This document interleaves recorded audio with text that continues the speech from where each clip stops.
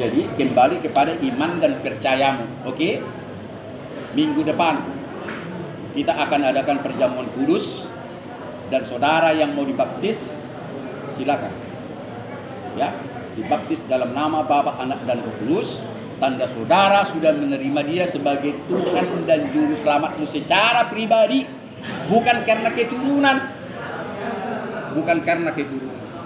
tetapi maunya saudara menerima dia sebagai Tuhan dan Juru Selamatmu. Pembaptisan di Bible ini tidak harus dikatakan harus cara bagaimana, tidak. Jangan kita diajari keliru oleh gereja-gereja yang salah.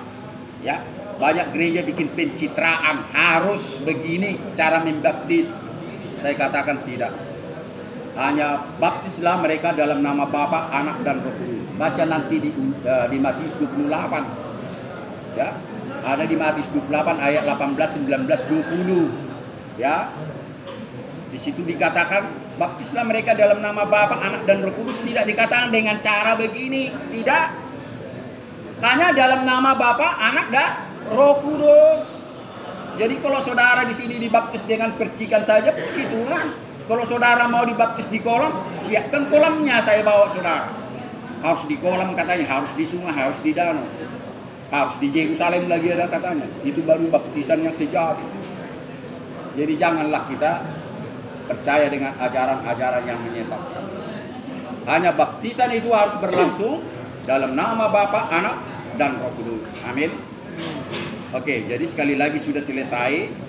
Mulai ibadah besok, hari Kamis dan Minggu, silakanlah duduk di sana. Ya, dan saya juga tidak suruh mereka ambil wajah-wajah. Ada batasnya. Tapi yang menghadap sana dan menghadap sini mau diambil kamera. Amin. Sudah? Jadi jangan sampai ibadah kita cemari dengan ketidakbersamaan kita. Ibadah yang diberkati adalah sehati sepikir, karena kita adalah satu baptisan, satu pengharapan, dan satulah Tuhan kita. Amin. Jangan berbeda-beda ya. Karena itu selalu saya katakan, kita di sini banyak gerejanya masing-masing. Ibadahmu biasanya di gereja begini, jangan dibawa-bawa di sini. Nanti yang satu tidak terima, yang satu tidak terima. Ibadah di sini adalah ibadah boleh dikatakan okumenis, yang umum saja. Ya, yang umum saja, kita tidak mau berbicara tentang sekte-sekte. Ya, ibadah gereja saya dipaksakan di sini nggak boleh dong, ya kan? Karena berjuta-juta ya gereja-gereja di dunia ini, dan berjuta-juta juga itu ibadah mereka masing-masing. Jadi bukan mengatakan satu sama lain salah, tidak. Tetapi ibadah yang benar adalah ibadah yang diserahkan oleh kita kepada pimpinan Roh Kudus. Sama dengan doa yang benar, akan besarlah kuasanya. Kalau doa kita salah, tidak ada kuasa doa. Kalau doa itu sudah salah. Ya, tadi pagi saya terlambat, itu juga saya bahas di sini. Ya, saya bahas masalah doa. Karena sampai sekarang ini saya mau katakan sama saudara-saudara, banyak orang mengirimkan doa yang dibaca. Sudah sampai sekarang kan ada kan? Jika saudara membaca dan men-share kepada berapa orang, saudara diberkati. Ya kan? Ada terkadang katanya 20 atau 50 dan sebagainya. Saudara kan diberkati. Ah, ini tetapinya ini. Tetapi jika saudara tidak mendoakan dan tidak men-share, saudara akan mendapatkan kecelakaan. Saudara bisa aminkan, silakan. Kalau saya tidak mengaminkan itu sejak saya kelas 1 SMA. Saya tentang dua semacam itu sampai detik tadi sebelum saya kemari. Makanya saya terlambat. Ya, di medsos, di WA group saya tentang dua semacam itu. Mari kita doa bersama, dicukkan hanya sekian kata. Dari dulu doa-doa semacam ini, perhatikan. Ada disebut di situ siapa yang bikin doa itu. Ada tidak kan? Tetapi yang komentar itu ada. Saya, pendeta misionaris Jani Pardedi. Tetap, terkadang saya bikin Medan atau Medan baru. Jelas saya. Dan tadi saya bikin. Yang komentari dua yang katanya itu harus di...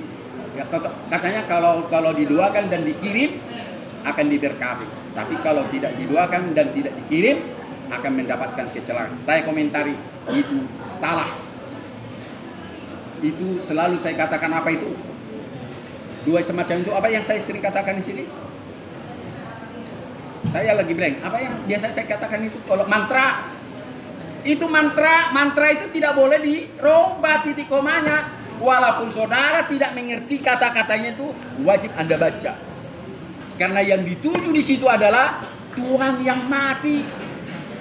Tuhan kita Tuhan yang hidup, maha mendengar, maha melihat, maha bicara. Itu makanya dibilang El Jireh. El Jireh artinya Tuhan yang maha melihat, maha mendengar, maha mengetahui, sehingga ia menyiapkan segala keperluanmu. Jangan keliru saudara. Buat apa saudara Kristen kalau dua saudara Anda kantong yang Anda baca-baca? Tak tahu pun saudara siapa yang bikin dua itu. Iman apa itu? Padahal dia mendengar engkau dan melihat engkau pada saat engkau berdoa. Kenapa tidak demikian? Kenapa harus membaca sekian kata yang ada embel-embelnya? Bahkan katanya tidak selamat. Iman apa seperti itu? Selalu saya bantah itu. Tergantung saudara mengikuti ajaran yang mana. Saya katakan sekali lagi, Tuhan kita hidup. El-Kai itu bahasa Ibrani. Elohim Kai K-H-A-A-Y. Dia maha hidup, dia maha mendengar dan sebagainya. Sekalipun wujudnya kita tidak lihat. Janganlah saudara menerima ajaran-ajaran yang salah. Saya kasih perbandingan berpikir. Apakah saudara hari ini berbicara Anda konsep kemarin? Tolong jujur sama saya. Tak seorang manusia pun dalam satu keluarga atau dalam perusahaan ada pergaulan besok mau bicara di konsep dulu sekarang. Apa jadinya dunia ini kalau demikian? Amin atau amin? Tolong jawab saya, amin atau amin? Amin artinya Anda terima. Kalau Anda terima jangan lakukan itu. Anda harus sangkal dua-dua seperti itu. Itu ajaran sesat. Sekarang ini zaman ajaran sesat berkaur-kaur, berkobar-kobar. Semakin gencar-gencarnya. Tergantung Anda. Kalau saudara dan saya tiap hari merenungkan firman-Nya, ya, tidak kenal pagi siang sore malam. Mari, ada waktu senggang engkau renungkan kepada Dia. Saudara akan dipenuhi oleh Roh. Dia akan dikasih hikmat-hikmat kebenaran dan pengetahuan tentang Dia. Dan saudara dituntun untuk melakukan yang dia suka. Dan saudara dituntun tidak melakukan yang mana dia tidak suka. Gak susah-susah amat kok. Yang susah menjalankan. Menjalankan itu. Kalau pengertian ketuhanan dan manusia, rata-rata manusia tahu. Karena simbolis pun tahu itu. Siapa itu pencipta langit dan bumi. Mungkin pun dia lebih tahu daripada kita ini. Tetapi persoalannya, percaya dan melakukan apa yang dia katakan. Itu yang berat. Ya. Berat tidak? Pipimu yang kanan ditampar kau kasih pipi yang kiri. Mustahil kata orang. Tapi bagi Tuhan tidak ada yang mustahil. Salah satu contoh. Ada yang berutang kepadamu tidak dibayarnya, bolak-balik kau minta, malah saudara memberi uang lagi sama dia. Bisa terjadi? Tolong siapa yang bilang tidak bisa terjadi? Biar saya lawan dia sekarang ini. Siapa bilang tidak bisa terjadi? Ada yang mencuri buah manggamu di rumah, malah kau kasih lagi. Ini ada di dalam kulkas lagi. Itu pernah saya alami waktu kecil. Waktu kecil saya ada pokok mangga. Tetapi mangga di sebelah ini, mangga kami, mangga parapat. Saya curi. Ketahuan. Karena jatuh. Datang yang punya mangga. Kau ya rupanya. Diantar satu baskom ke rumah. Diantar, malu sekali sampai sekarang saya ingat. Waktu kecil saya, sebelum saya betul. Itu buktinya mereka memberi itu secara ikhlas loh. Diantar ke rumah. Tapi saya rahasia, tidak saya katakan itu. Diantar ke rumah karena saya ketahuan manjat mangganya. Dan banyak persoalan dalam kehidupan kita yang seharusnya kita memberkati orang yang seharusnya kita kutuk. Kita memberkati orang yang seharusnya kita lukai. Tadi malam Waktu saya pulang dengan 2 dokter, ada dokter Darigan, ada dokter Simanjuntak, dan ada satu lagi pegawai negeri. Kebetulan dia dari suku Nias. Dia kebetulan orang tuanya mati, meninggal seminggu yang lalu. Istrinya jaga malam di rumah sakit jiwa yang di Jamin Ginting. Setelah kami pulang, setengah 1 malam, dia tanya saya, abang tinggal di mana? Oh, White Hasim, dekat Remote, dekat Pucuk Durian. Terus dia tanya naik apa? Oh, naik sepeda motor. Saya dari dulu sepeda motor, gak punya mobil lagi. Oke. Terus abang tinggal sama saya? Oh, saya sendiri saya. Anak-anak saya sudah mandiri, tinggal sendiri saya. Singkat cerita, terus langsung ada yang nimbrung. Udah, nginap di situlah malam ini. Kata. Rupanya dia sudah tahu. Sejak meninggal orang tuanya takut tidur sendiri. Oke? Jadi ceritanya bukan itu. Waktu kami menuju rumah saya, dia ditabrak sama sepeda motor. Dia jalan begini, sepeda motor hantam tengah.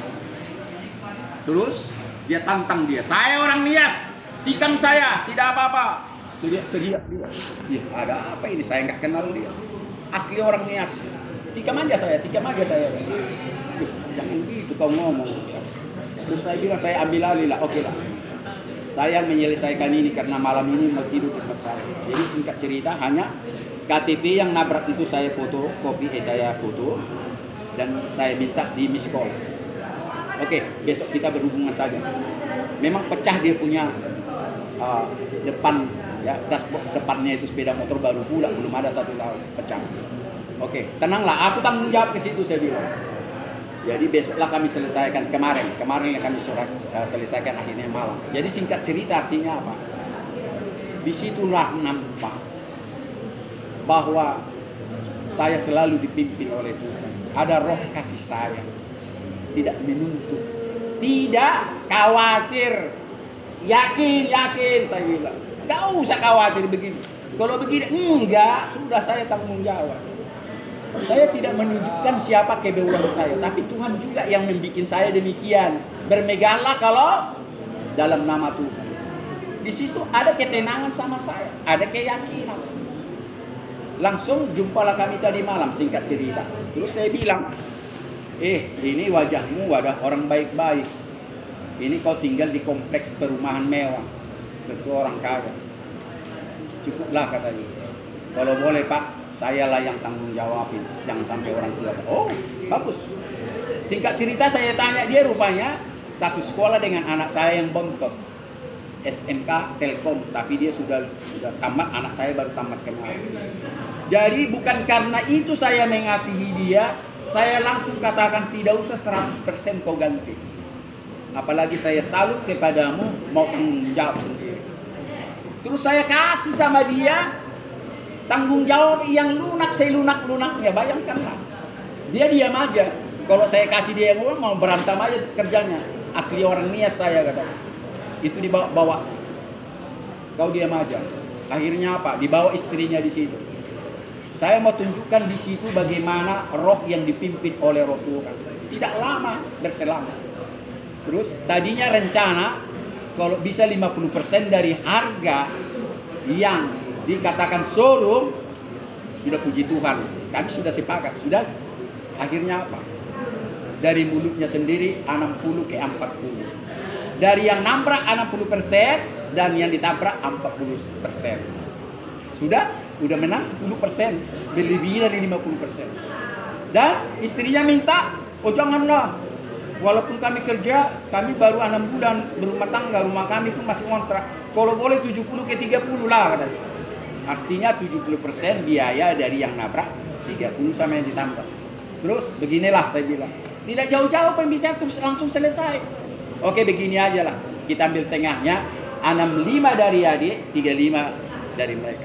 Amin, langsung selesai. Saya tinggalkan mereka, sudah amin, Tuhan memberkati, saya bilang. Jadi saya mau katakan, ya, kita harus menjalani perdamaian semacam ini. Tapi kalau selalu di otak dan hati kita selalu untuk memenangkan ini dan khawatir macam mana nanti kalau dibawa preman, macam juga.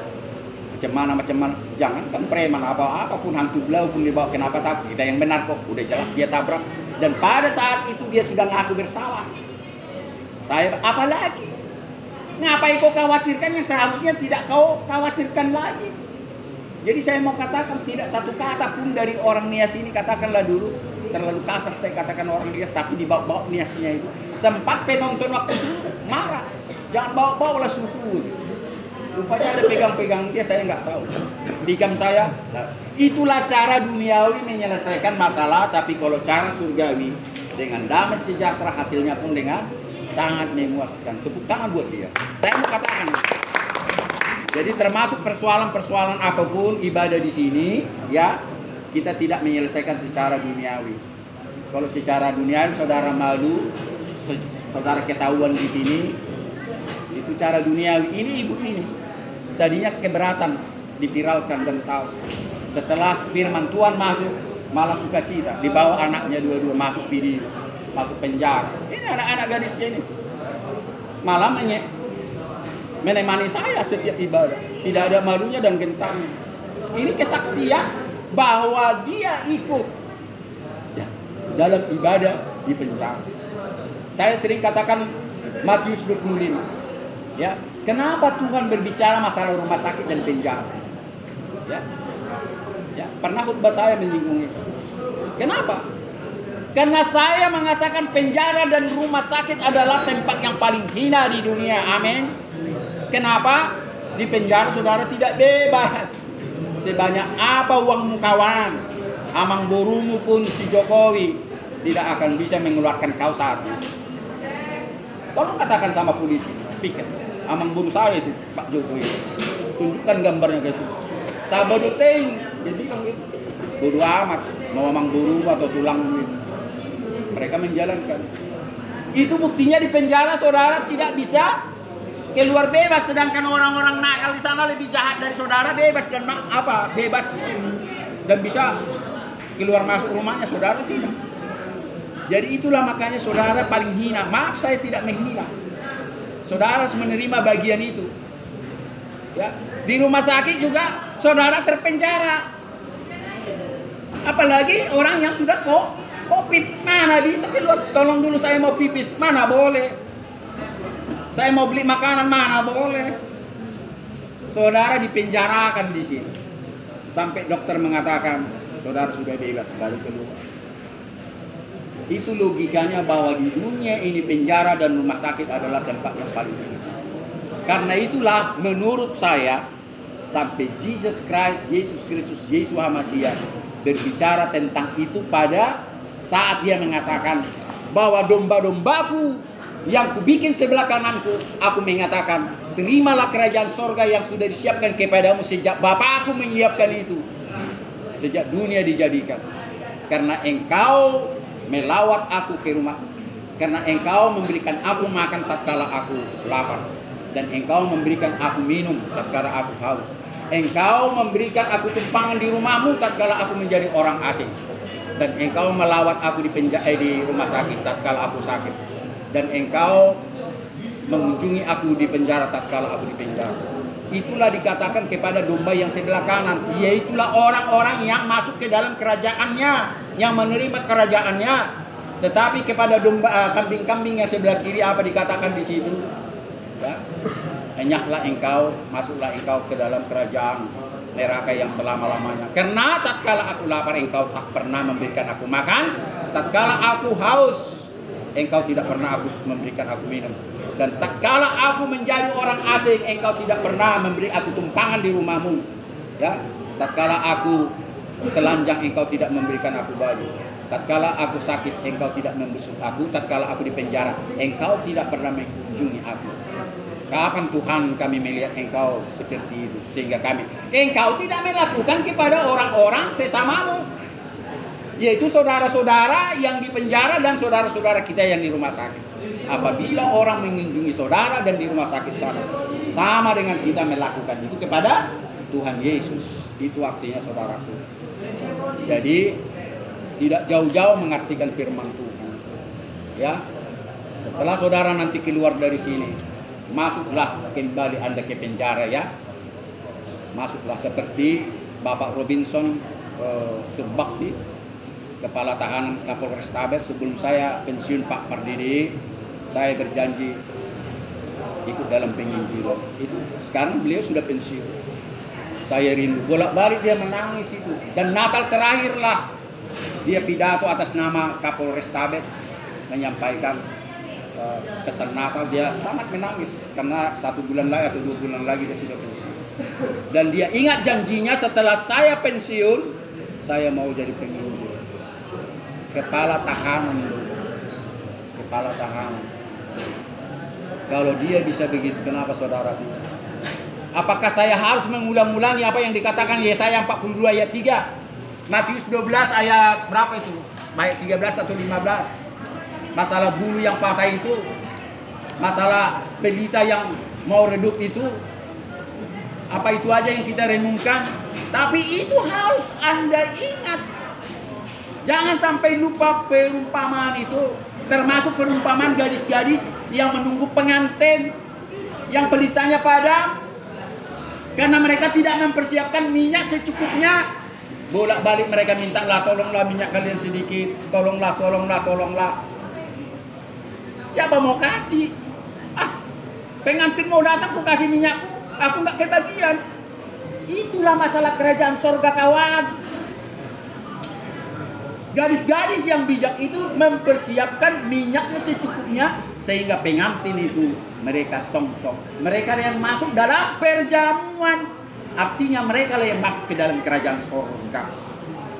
Termasuk itu dalam perumpamaan dalam pesta. Apabila saudara ke pesta, pakailah pakaian pesta. Jangan kayak gini dong ke pesta.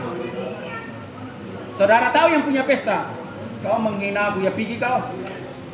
Kok kayak gini kau ke pesta? Itu sama dengan merenungkan kerajaan sorga. Pakailah atributmu tatkala engkau mau menyongsong dia. Pakailah atributmu tatkala saudara beribadah di sini. Hatimu, pikiranmu siapkan untuk Tuhan, baru saudara mendapati hikmat dari ibadah ini. Setiap orang beribadah, persiapkan hati dan pikiran. Tanpa itu, saudara hanya duduk aja ikut-ikutan. Saudara tidak akan mendapatkan berkat daripada. Saudara tidak akan menjadikan sukacita itu jadi obat. Kita nyanyikan tadi. Kalau otakmu yang kau bawa di sini dan pikiranmu dan hatimu saja, tanpa minta pengurusan dari dia, percayalah ibadahmu sia-sia. Sama dengan 2 bacaan tadi yang di sini. Ya. 2 bacaan, 2 berantai. Kirim ke sana kau dapat berkah, enggak kau kirim kau kena kutuk. 2 apa sih macam itu? Tuhan tidak pernah mengajarkan itu. Dia mengatakan bahkan pintumu setiap saat ku ketuk. Jika engkau buka, aku akan masuk. Hatimu selalu diketuk oleh dia. Kapanpun engkau buka, dia masuk. Itu sama dengan berdoa. Saudara harus mendengar ketukan dia. Saudara harus mendengar suara dia kepadamu. Setiap saat Tuhan berbicara kepada manusia. Tapi bukan suara Tuhan yang diikuti. Suara kedagingan yang diikuti. Kenapa? Manusia kebanyakan menjawab, karena aku masih manusia. Karena aku masih butuh makan minum. Karena aku masih begini. Padahal keselamatan itu bukan hanya nanti di sorga, di dunia ini juga perlu kita selamat. Ya, jangan hanya merenungkan firman Tuhan, perkataan Raja Daud dalam Mazmur 121. Ya, pertolonganku datang dari Tuhanku Israel yang tidak pernah tidur dan tidak pernah terlelap. Karena Tuhanku, Tuhan Israel selalu menjagaku dan menaungiku di sebelah tangannya. Sehingga aku tetap selamat dalam kecelakaan dan aku dipelihara nyawaku dalam segala kondisi. Mazmur 121 ayat 1 sampai 8. Jangan hanya mengatakan Tuhan kita tidak pernah tertidur dan terlelap. Tetapi bagaimana kita memberikan waktu sama dia? Kalau dia tidak pernah tertidur dan terlelap sama kita, berapa lama 1 hari per jam kita kasih sama dia? Itu aja jawaban. 24 jam dia tidak tidur dan tidak terlelap, menjagamu, melindungimu, memeliharamu, ya, mengingatkanmu. Tetapi berapa lama kita kasih sama dia? Cukup mau makan, berdoa, mau tidur berdoa, bangun berdoa. Oh sudahlah, kan berdua juga.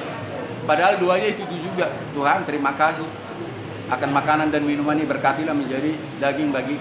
Amin. Tuhan, aku bangun Tuhan dalam keadaan sehat. Terima kasih Tuhan, lindungi aku satu hari ini. Amin. Itu juga doanya besok. Terima kasih Tuhan, aku sudah bangun dalam keadaan sehat dan sebagainya. Terima kasih Tuhan, aku mau tidur. Janganlah kau bikin aku mimpi-mimpi buruk Tuhan. Amin. Itu bolak-balik, itu bolak-balik. Sedangkan dia berbicara kepadamu dan kepada saya dengan bahasa-bahasa yang baru. Tanpa saudara. Tanpa saudara mengerti. Kalau saya mengerti bahasa dia selalu baru setiap hari. Saya tidak munafik dan tidak berbohong. Kalau saya berbohong, saya tidak mengatakan itu saya akan ditabrak di sana, itu saya berdosa. Itu dosa perkataan seperti itu ya. Tidak boleh kita bersumpah. Tak boleh, nyawaku ini pun nyawa dia. Jadi banyak orang tatkala mengatakan kebenaran, ditabrak aku nanti di jalan kalau aku buat. Itu salah ya, jangan katakan. Saya mau buktikan perkataan yang salah banyak orang. Kalau kau katakan kau benar, bahwa setiap hari kau dibicarakan oleh Tuhan, katakan, jangan pakai sumpah. Kalau saya bohong, saya ditabrak nanti. Amin. Amin. Apalagi mau saya katakan? Masih banyak waktu kita. Minggu depan kita adakan perjamuan kudus dan baptisan. Saya katakan, ini karena mobil yang bagus, silakanlah nanti duduk di sana. Dan tidak satu wajah pun nanti adik-adik ini mengambil. Biarlah wajah-wajah yang mau ikut perjamuan kudus. Bila perlu saudara tidak usah ikut perjamuan kudus. Jadi tidak terganggu ibadah kami. Tidak usah. Jangan ikut perjamuan kudus. Biar wajah-wajah di sini, biar ibadah kami betul-betul. Dan sekali lagi, kalau Yehezkiel 3 ada di situ, Yehezkiel 3, dia ditugaskan menjaga Israel. Kalau nggak salah dari ayat 16 itu, Yehezkiel 3, dia ditugaskan menjadi penjaga Israel. Kalau dia tidak mengatakan kebenaran bagi orang Israel mati, nyawanya akan dituntut. Pernah saya katakan itu? Pernah kan? Tetapi kalau orang Israel tidak mau mendengar, tidak mau melaksanakan, dia mati. Kematiannya tidak dituntut sama Yehezkiel. Ya. Jadi itu juga saya katakan kepada saudara-saudara, mana yang benar, mana yang salah. Jadi kalau saudara memaksakan besok ibadah, lebih bagus jangan ikut ibadah di sini. Lebih bagus 5 orang kami, ya, betul-betul ibadah yang sehat, saya pikir. Saya tidak mengusir Anda, tidak. Saya tidak mau itu. Saya berdosa. Tetapi kalau nggak nyaman, ngapain saudara paksakan? Tidak akan ada gunanya itu. Saya ingatkan aja lah. Ibadah kita ibadah yang terbuka.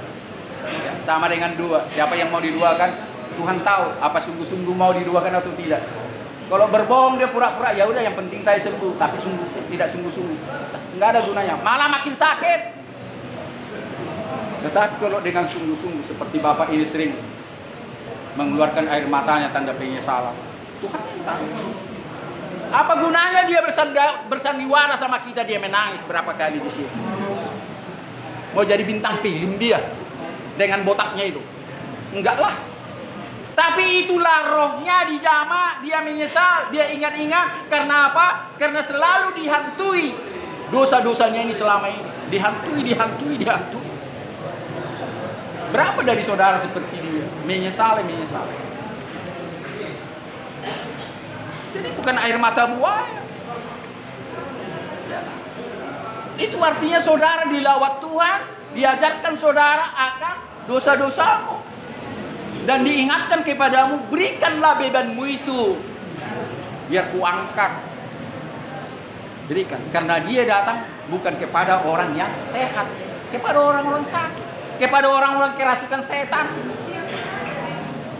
Cari di sini kapan Yesus Masiah mencari orang suci. Buktikan sama saya. Kapan di sini dia waktu mengabarkan Injil atau mengabarkan kabar baik, dia mencari orang-orang suci. Justru orang-orang jauh, orang-orang bejat, orang-orang sakit. Bahkan mencari imam yang salah. Seperti siapa? Nikodemus.